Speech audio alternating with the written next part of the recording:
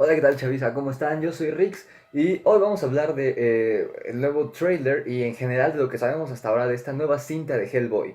De este reboot que se va a estrenar el 12 de abril de este año, es decir, ya falta muy poco, incluso se estrena antes que Avengers. Y la verdad es que Hellboy es uno de los héroes más particulares que tenemos. No es de Marvel, sino es de la editorial de Dark Horse Comics. Así que la pregunta que trataremos de responder hoy es si de verdad es necesaria esta película o si hubiera sido mejor que Guillermo del Toro hubiera regresado con su Hellboy, con la tercera instancia y última parte de su trilogía de Hellboy interpretado por Ron Perlman. Así que, sin más que decir, comencemos. No te rindas, llega hasta el final. Vivir así es saber que hoy triunfaré. Vive siempre como Kamehameha. Darlo todo, no te rindas jamás. Ganaremos unidos, yo lo sé que puedo yo creer en ti. No te rindas, llega hasta el final. Darlo todo, no te rindas jamás. Es más fácil de lo que crees, solo amor y creer en ti.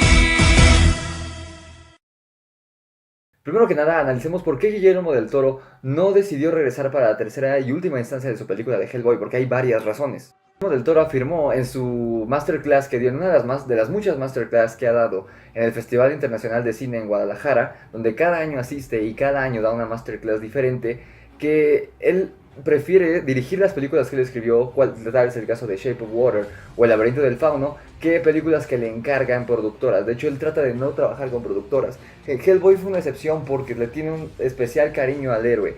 Él dice que no se identifica con los superhéroes, que a él no le gustan los superhéroes, él dice los superhéroes de capa. Él se refiere a Capitán América, Iron Man, el cine que es tan popular hoy en día.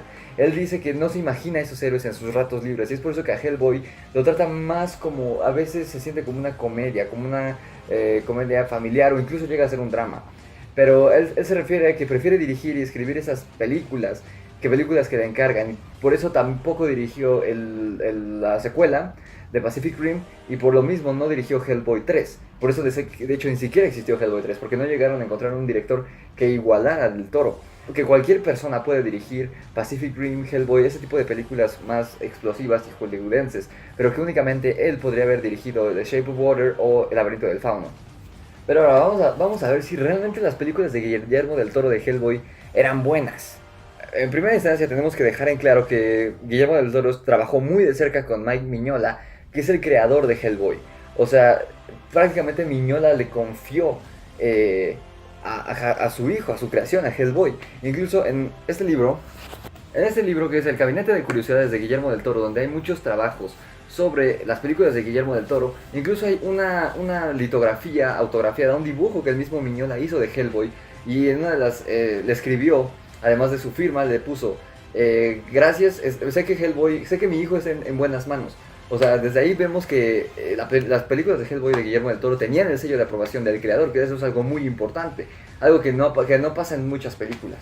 Ahora el casting, Ron Perlman, Doug Jones, que ha interpretado a casi todas las criaturas del Toro. Él fue el fauno en El laberinto del fauno, él fue la criatura en La forma del agua, incluso en películas no del Toro, él fue el Silver Surfer en la película de Los Cuatro Fantásticos y Silver Surfer, donde también sale Chris Evans, Selma Blair y Jeffrey Tambor. Eran un gran cast y todos tenían muchísima química entre ellos, y sí te daba esa sensación de familia disfuncional que del Toro trataba de que fuera la esencia de este grupo de héroes poco convencionales. Y la secuela, Hellboy 2, El Ejército Dorado, era incluso mejor que la primera cinta. Con más presupuesto, era más interesante y el villano era muchísimo mejor. El villano, el príncipe Nuada, el de la segunda película, es mucho mejor villano y mucho mejor personaje que Rasputín, el de la primera película.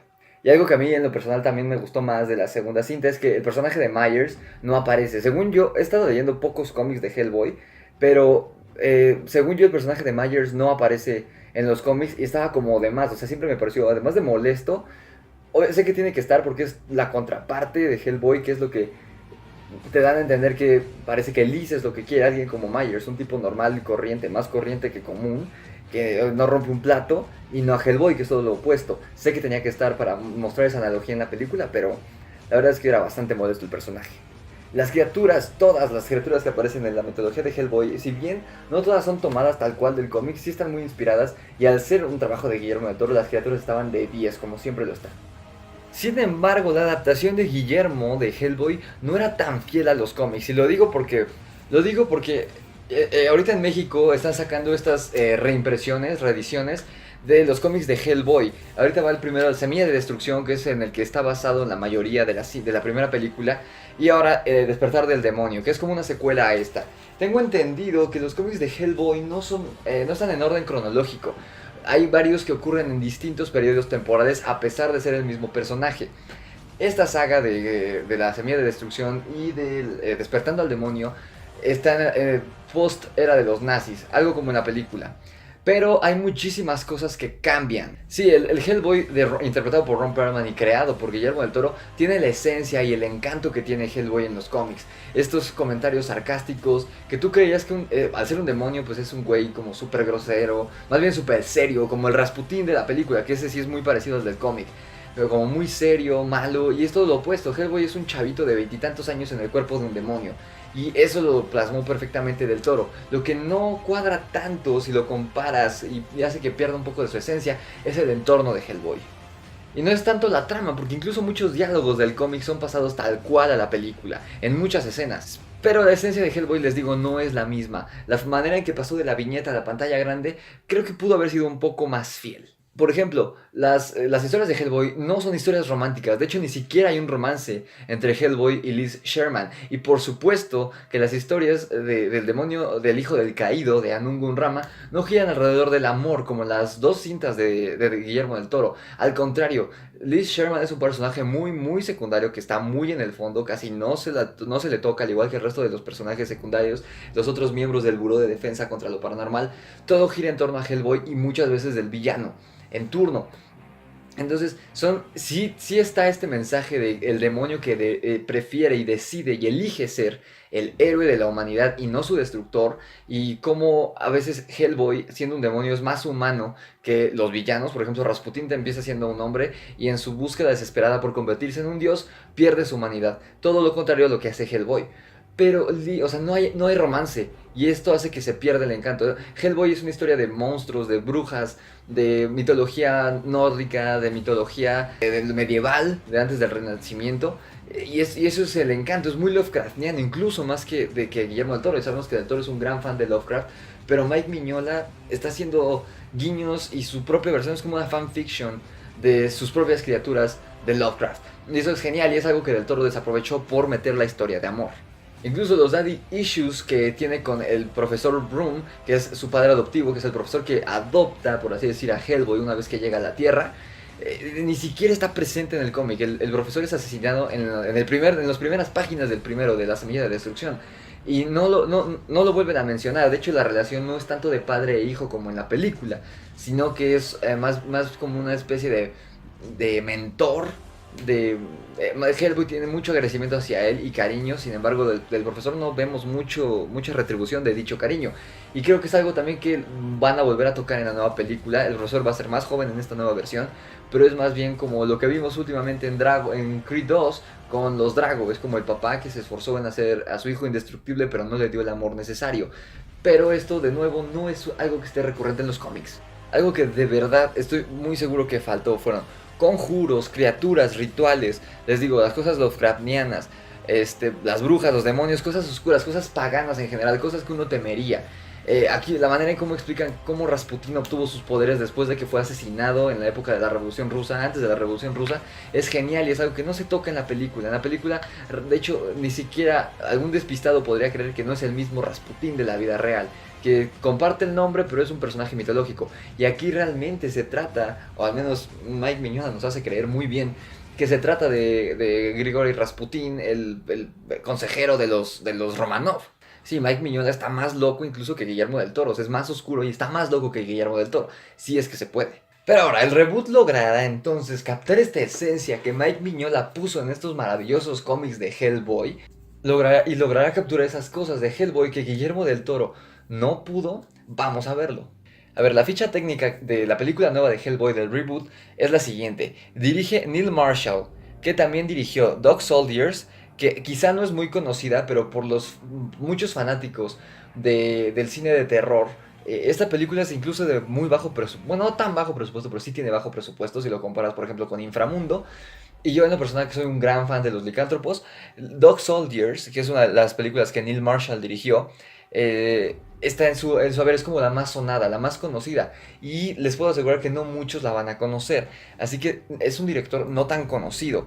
De hecho es la única película comercial que se conoce de él. El resto de trabajos destacados, obviamente no es lo mismo, pero lo más destacado que encontré, además de esta película de Dog Soldiers, son 2 capítulos de Game of Thrones, 2 capítulos de la serie de Constantine, que estaba en Warner, que fue cancelada, y es escritor y director de algunos capítulos de la serie de Trollhunters, que también es creada por Guillermo del Toro. Esta serie la pueden encontrar en Netflix, es una serie de animación CGI, y aunque pareciera para niños, es bastante buena.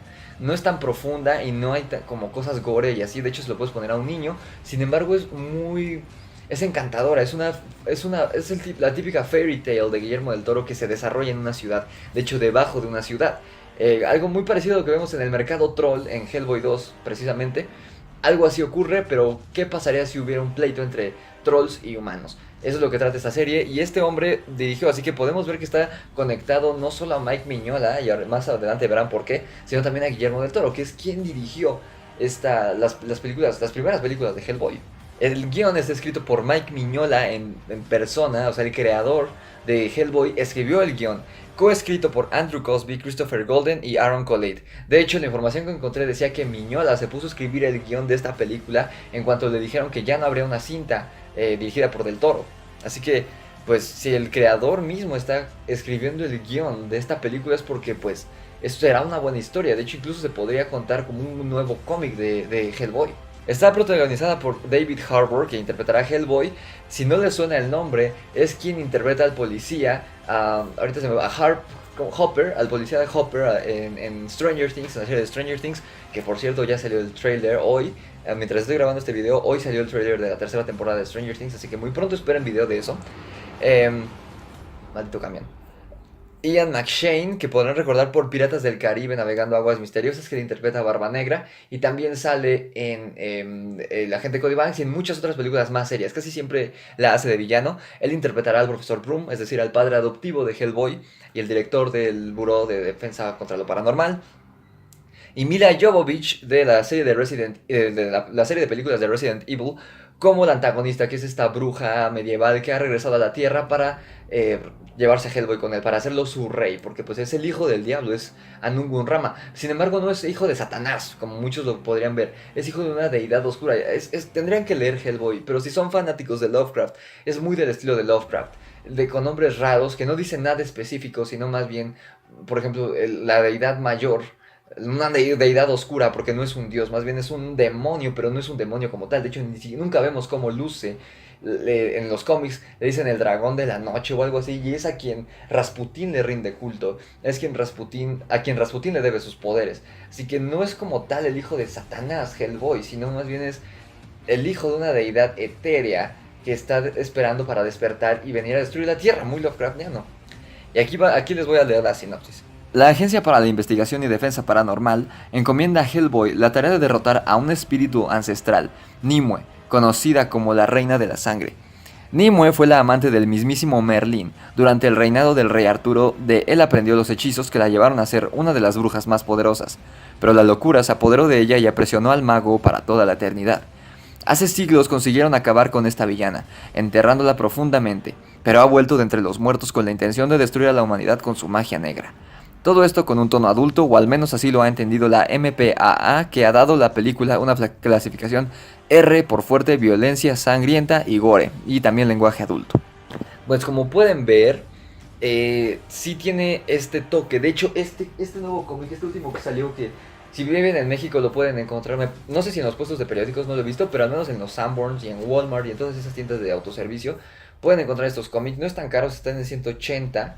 Está bastante bien si lo comparas, por ejemplo, con los de Marvel. O sea, hay una serie ahorita de Infinity que trae varias historias de Thanos y de los guantelete del infinito y las gemas del infinito. Trae varias historias, trae Infinity War, Infinity Gauntlet, las consecuencias de Infinity War, y toda la serie de Infinity del 2013, y cuesta 3,000 pesos. Y por lo general uno de estos compendios de Marvel no bajan de los 200 pesos. Hay unos muchísimos más caros, los más gruesos, los de pasta dura están en 300, 400 pesos. Este ni siquiera está en los 200, son 180, así que está bastante bien y les recomiendo muchísimo que lean Hellboy. No es el superhéroe común, de hecho se pudiera leer incluso como historias de terror, pero bueno, eso es aparte. Pero esta segunda historia que acaba de salir, que ya leí, tiene mucho que ver con esto. También se habla de una bruja que está regresando y que quiere, o sea, en esta ocasión quiere retomar a Hellboy porque mató al que era como su hijo. Pero aquí también busca vengarse, como tipo Beowulf. Busca vengarse de que le quitó a su hijo y hacer a Hellboy su rey, como dice ella. Aquí esta bruja yo no le decía que no. Aquí te la ponen horrible, la bruja que le da sus poderes a Rasputin, bueno, al otro cuate, al vampiro. Pero pues es Mila Jovovich. Yo no le decía que no a Mila Jovovich, pero parece que va a estar bastante buena. Además, al menos en los trailers podemos ver como un estilo muy como Deadpool. A mí se me está haciendo muy como Deadpool. No, o sea, los otros actores que están los personajes secundarios, no sé quiénes son, no los he visto en ninguna otra película, por eso no los incluí cuando les dije estos nombres. O sea, los tres protagonistas que les acabo de decir son como los más conocidos. Y en los trailers sí es un tono como de Deadpool, incluso la fotografía, la paleta de colores está muy parecida a Deadpool. Y los chistes, los personajes mismos, la personalidad de Hellboy es muy parecida al Deadpool de Ryan Reynolds. Así que no sé qué creer porque son de productores diferentes y son personajes muy completamente opuestos y con mundos y ecosistemas diferentes, con psicologías diferentes. Entonces no sé qué pensar de esto.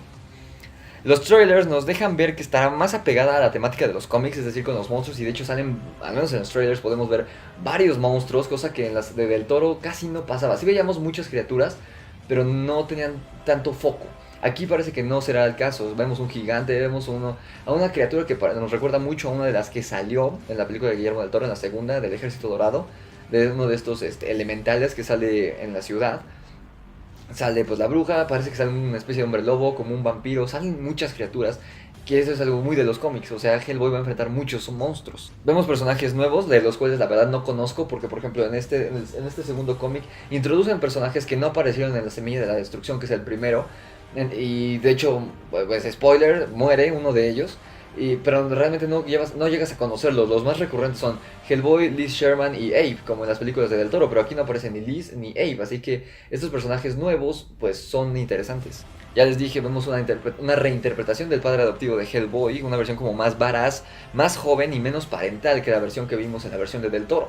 Que la Del Toro también influyó mucho, que era una historia muy personal de él. O sea, él cuenta que estaba en esos tiempos, su papá estaba secuestrado. Y justo cuando su papá estaba secuestrado, él estaba escribiendo la escena en la que matan al papá de Hellboy. Y Hellboy recoge el cadáver y va al funeral. Por eso le dio como este toque más apegado entre ellos dos, esta relación más apegada entre Hellboy y su padre, a pesar de ser tan opuestos. Pero esta nueva versión parece que no va a ser así. Esta parece que no va a ser una historia de origen, porque no vemos a Rasputin y la historia no tiene nada que ver con Rasputin. Y Rasputin es vital en el origen de Hellboy porque es él, o sea, lo que pasa en la película del Toro es igualito en el cómic. Abre un portal, tratando de hacer, haciéndole una promesa al Führer, a Hitler, que va a hacer algo que va a cambiar la guerra. Y abre este portal y llega Hellboy. Eso es de ley, o sea, no puede cambiar de ninguna manera. Así que lo más probable es que, aunque en el trailer vemos a los nazis, no se ve Rasputin. Entonces, a lo mejor nos dan un breve origen al inicio de la película, pero esta no va a ser una historia de origen. Al menos no como la que nos vimos con la película de Del Toro. Hablando del tono, les digo, es esto de este aire de Deadpool, pero el encanto de Hellboy, por lo que funciona tan bien, es que el ambiente es muy oscuro, los personajes son muy oscuros, incluso los héroes son burócratas, no son completamente buenos. No estás viendo al Capitán América y al Hombre Araña ayudando a Hellboy. Estás viendo a mercenarios ayudar a Hellboy. Y los malos pues ni se diga. Incluso hablan en un idioma pues raro, de una manera que nadie habla. Rasputin y sus lacayos, todos los villanos que han aparecido hasta ahora en Hellboy son muy oscuros. Todo el ambiente es oscuro y eso que resalta es Hellboy. Incluso en la paleta de colores, Mignola usa muchos amarillos, pero amarillos apagados, mucho verde, mucho azul, mucho gris y mucho negro. Y Hellboy es rojo. Y desde ahí ves cómo resalta en la historia, porque es el único que hace los comentarios chistositos, groseros, como los que hace Ron Perlman y ahora David Harbour. Al menos en el trailer lo vemos. La diferencia es que en la del Toro nadie hacía chistes más que Ron Perlman, Hellboy. O llegaban a hacer uno que otro, pero nada más. En cambio aquí el inicio del trailer lo vemos esta viejita que le pide su identificación y Hellboy se ríe y le dice, ¿es neta? ¿Me estás pidiendo la identificación, güey? eso como que no es Hellboy, o sea, no son chistosos más que Hellboy.